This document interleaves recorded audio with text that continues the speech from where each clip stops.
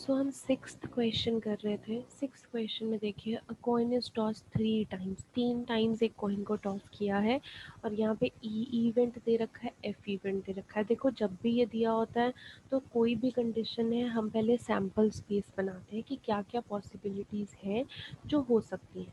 सो यहाँ पे अगर आप देखेंगे तो हम पहले सैम्पल स्पेस बनाते हैं क्वेश्चन नंबर 6 के लिए कि पॉसिबिलिटीज़ क्या होंगी। अब क्योंकि यहाँ पे कॉइन को 3 टाइम टॉस करने के लिए बोला है, तो अगर किसी बच्चे को नहीं समझ में आता कि कितने आपकी आउटकम्स होने वाली हैं, तो देखो एक कॉइन के 2 फेसेस होते हैं, तो बेस आपने 2 रखना है और कितनी बार टॉस करने के लिए बोला है, 3 टाइम्स, तो 2 का क्यूब यानी कि 8 आपके पास आएगा। अब 8 आउटकम्स आपके पास आने वाली हैं, तो आप यहाँ पे सैम्पल स्पेस जब बनाओगे, ये भी अगर 8 आउटकम्स आपको नहीं बनानी आती हैं, तो मैंने आपको +1 में भी ट्रिक बताई थी कि कैसे आप लिख सकते हो। अभी दोबारा मैं आपको बता रही हूँ 8 आउटकम्स के लिए। तो देखो टोटल अगर आपके पास 8 आउटकम्स आ रही हैं, अब क्या करेंगे, 8 का हाफ कर देंगे। ये हर क्वेश्चन में अप्लाई होता है, हर कंडीशन में जितनी आउटकम्स आ रही हैं उसका हाफ ऑफ करके आप इस तरीके से लिखेंगे। तो आपके पास आउटकम्स हेड्स और टेल्स है, तो अगर 8 आउटकम है, 8 का हाफ कर दो 4, यानी आपने सबसे पहले 4 टाइम्स हेड लिख लेना है एंड 4 टाइम्स टेल लिख लेना है। ठीक है, अब 4 का भी हाफ कर दो 2, देन नेक्स्ट में आपने क्या करना है, 2 times head, 2 time tail, again 2 time head, 2 time tail, फिर उसका भी हाफ कर दो 2 का, देन आपके पास 1 हो जाएगा, then 1 head 1 tail, 1 head 1 tail, 1 head 1 tail, 1 head 1 tail. आप नॉर्मली भी बना सकते हो केसेस, वेल एंड गुड। इस तरीके से बनाओगे तो कोई केस कभी नहीं छूटेगा। ठीक है, तो ये आपके 8 आउटकम्स बन गए। अब आ जाते हैं इवेंट पे। यहाँ पे बोला head on the third toss, ये जो ई वाला इवेंट है, थर्ड टॉस पे हेड होना चाहिए। तो यहाँ पे आप देखो कि इनमें, इसमें थर्ड टॉस पे हेड कितनों में है। यहाँ पे थर्ड टॉस पे हेड आ रहा है, यहाँ पे थर्ड टॉस पे हेड आ रहा है, यहाँ पे थर्ड टॉस पे हेड, यहाँ पे थर्ड टॉस पे हेड, यानी कि 4/8 और क्या हो जाएगा 1/2 प्रोबेबिलिटी। और एफ इवेंट का क्या बोला है, हेड्स ऑन फर्स्ट 2 टॉसेस, पहले 2 टॉसेस पे हेड होना चाहिए। तो पहले 2 टॉसेस पे हेड यहाँ पे है, यहाँ पे है और कहीं नहीं है, यानी कि 2/8 1/4 होगा। ठीक है, अब आपके पास देखो क्वेश्चन में बोला क्या है, आपको ई बाय एफ निकालना। आपको ई बाय एफ का फॉर्मूला याद है कि आप ई इंटरसेक्शन एफ की प्रोबेबिलिटी लिखते हैं और नीचे divide by P of F लिखते हैं, तो यानी हमें इंटरसेक्शन निकालना पड़ेगा। अब प्रोबेबिलिटी हम क्या निकालेंगे, ई इंटरसेक्शन एफ की। अब इंटरसेक्शन का मतलब क्या होता है, कॉमन पार्ट। अब कॉमन पार्ट देखो कैसे ढूंढना है, यहाँ पे आपको बोला है head on the third toss, यहाँ पे बोला है head on the first 2 tosses, यानी दोनों चीज़ें कहाँ पे होंगी कि थर्ड टॉस पे हेड भी हो और पहले 2 टॉसेस में भी हेड हो। तो कॉमन पार्ट देखे, थर्ड टॉस में हेड यहाँ पे आ रहा है और पहले 2 टॉसेस में हेड आ रहा है, वो भी यही हो रहा है। ऐसी कंडीशन कहीं भी किसी और केस में फुलफिल नहीं हो रही, यानी ई इंटरसेक्शन एफ ये आपके पास एक ही केस है और टोटल कितने हैं 1/8। अब आप निकाल दीजिए, पी ई बाय एफ निकालेंगे तो क्या आ जाएगा, P E intersection F upon P by F. नीचे आप वही लिखते हैं जो यहाँ पे होता है वो गिवन पार्ट, ऊपर इंटरसेक्शन लिखते हैं, फॉर्मूला सिखाया था। तो ई इंटरसेक्शन एफ 1/8 निकाला है, पी एफ 1/4 निकाला है, डिवाइड करेंगे तो 1/2 आंसर आ जाएगा। ठीक है, सेकेंड पार्ट भी मैं आपको समझा देती हूँ। ई जो है आपके पास एटलीस्ट 2 हेड्स आपको बोले हैं, एफ में आपको बोला है एट मोस्ट 2 हेड्स। तो यहाँ पे देखो ई अगर मैंने निकालना है कम से कम 2 हेड एटलीस्ट, तो आप यहाँ पे देखो कि कम से कम 2 हेड कहाँ पे आ रहे हैं, कम से कम 2 का मतलब क्या होता है, मैंने यहाँ पे नीचे भी लिखा ई के लिए कम से कम 2 हेड का मतलब क्या होता है कि 2 हेड भी चलेगा और 3 हेड भी चलेगा। तो यहाँ पे देखो, यहाँ पे भी एटमोस्ट मतलब यहाँ पे 3 हेड है, यहाँ पे 2 हेड है, यहाँ पे 2 हेड है, यहाँ पे 2 हेड है, बाकी नहीं है, यानी 4 ही केसेस हुए आपके पास, तो आपके पास 4/8 आ जाएगा।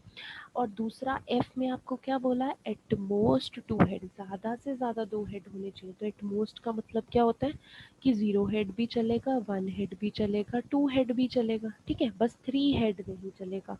तो पूरे के पूरे सैम्पल स्पेस में बस ये 3 हेड वाला माइनस कर दो, तो यानी कि 8 में से 1 7, तो 7 केसेस हुए, तो 7/8 आ गया। अब इंटरसेक्शन भी निकालना होता है। इंटरसेक्शन को क्या बोलोगे आप, कि दोनों का कॉमन। अब देखो यहाँ पे ई और एफ दोनों का कॉमन आप इस तरीके से बता सकते हो, यहाँ पे 2 हेड 3 हेड है, यहाँ पे 0 हेड 1 हेड 2 हेड है, तो दोनों में कॉमन पोर्शन क्या आ रहा है, ये 2 हेड वाला ही आ रहा है। इधर भी 2 हेड है और इधर भी 2 हेड है, तो 2 हेड यानी हमें निकालने हैं। तो हमारे पास 2 हेड वाले कौन से कॉम्बिनेशन होंगे, एक तो हमारे पास ये वाला कॉम्बिनेशन है, एक हमारे पास ये वाला कॉम्बिनेशन है, एक हमारे पास ये वाला कॉम्बिनेशन है, बाकी में 2 हेड्स नहीं है, या तो 2 से कम है या 2 से ज़्यादा है, यानी ई इंटरसेक्शन एफ 3 केसेस हैं 3/8। देन आपको ई बाय एफ निकालना है, यहीं पे मत रुक जाइए, ई बाय एफ बोला है क्वेश्चन में, तो क्या आएगा, P E intersection F upon P of F.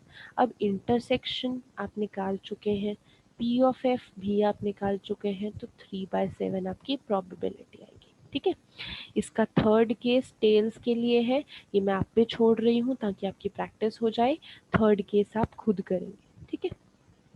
Next question number 7 जो है वो भी आपका होमवर्क है, बिकॉज वो भी कॉइन के ही ऊपर है, एंड आपने यहाँ पे भी फर्स्ट और सेकंड पार्ट दोनों इसी तरीके से है, ई और एफ दे रखा है, आपको ई बाय एफ निकालना है, बिल्कुल 6 क्वेश्चन जैसे है।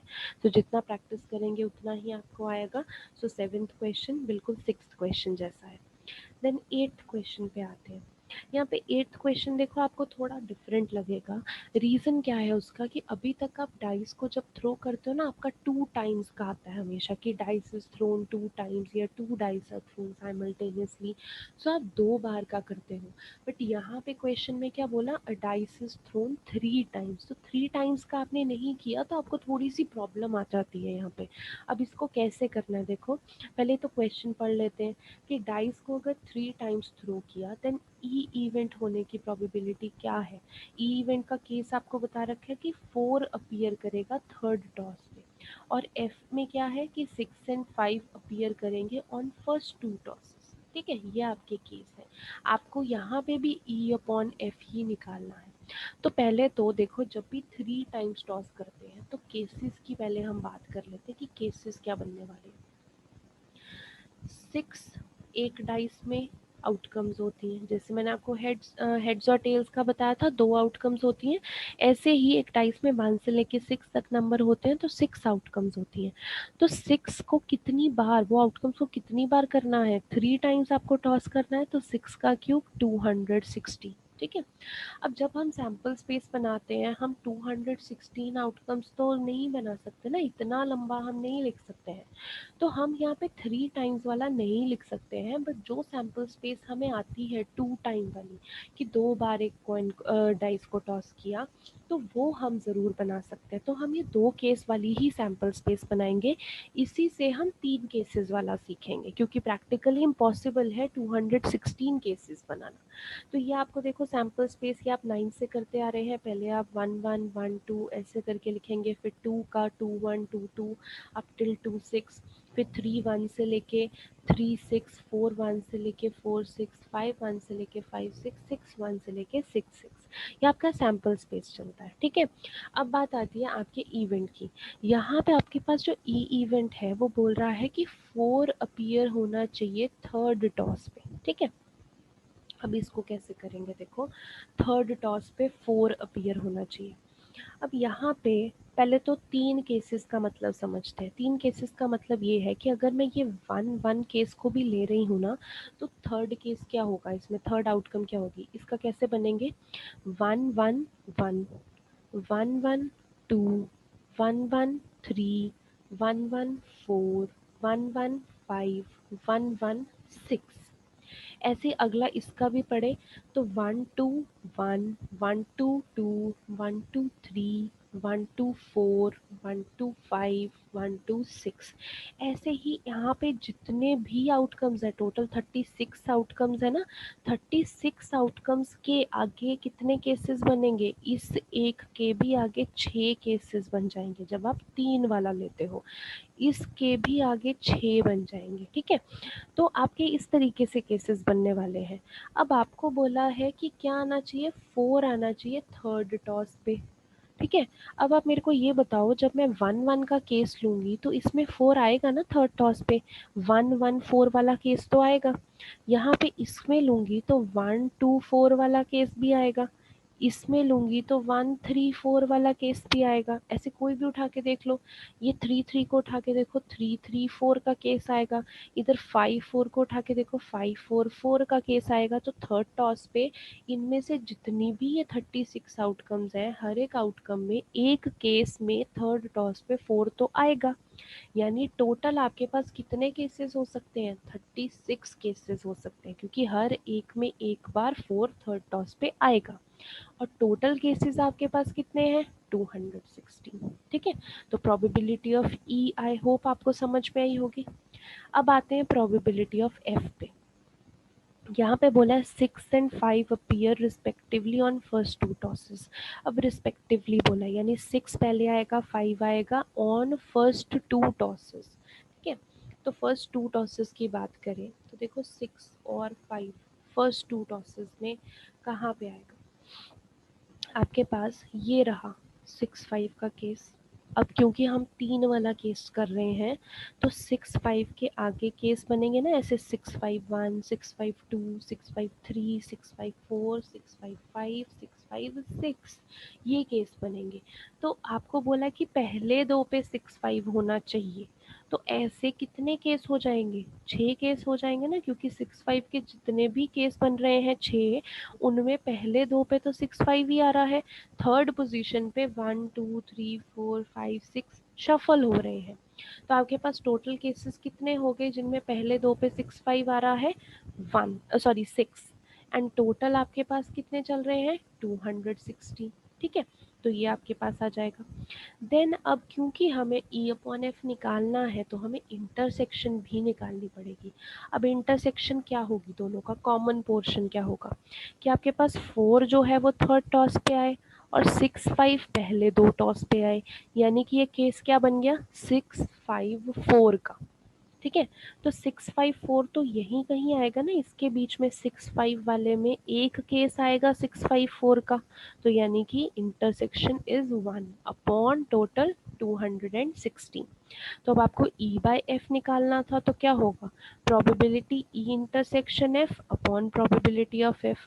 तो ई इंटरसेक्शन एफ आपके पास 1/216 है, अपॉन एफ आप निकाल चुके हो 6/216, कैंसिल करेंगे तो 1/6 आपके पास आएगा। ठीक है, सो ये 3 केसेस वाला आपको ध्यान से करना है कि आप 2 केसेस वाला ही बनाएंगे, उसी से रेफरेंस लेके आपने 3 केस का बनाना है। ठीक है, सो अभी आपने जो क्वेश्चन करने हैं, क्योंकि ये इसी कॉन्सेप्ट पे बेस्ड है, ई बाय एफ के कॉन्सेप्ट पे ही बेस्ड है, तो जो क्वेश्चन आपने होमवर्क करने हैं आज के लिए वो आपके पास, एक मैंने 5th क्वेश्चन दिया है, एक 5th का थर्ड पार्ट 6 का थर्ड पार्ट दिया है, 7th क्वेश्चन दिया है। देन आपने ये डाइस वाला 10th क्वेश्चन करना है एंड 11th क्वेश्चन करना है। ये क्वेश्चन ऐसे हैं जो आप आज के कॉन्सेप्ट पे बेस्ड कर सकते हो। प्रोबेबिलिटी है, बहुत ही सिंपल है, सिर्फ बस ध्यान से करने वाली बात है, कैलकुलेशन तो इसमें कुछ ज़्यादा होती नहीं है, आपको पता है। केसेस बनाइए, सैम्पल स्पेस बनाइए एंड इजीली हो जाएगा। ठीक है, सो आज का आई होप आपको समझ में आया हो जो मैंने करवाया है। सो आज के लिए इतना ही करते हैं।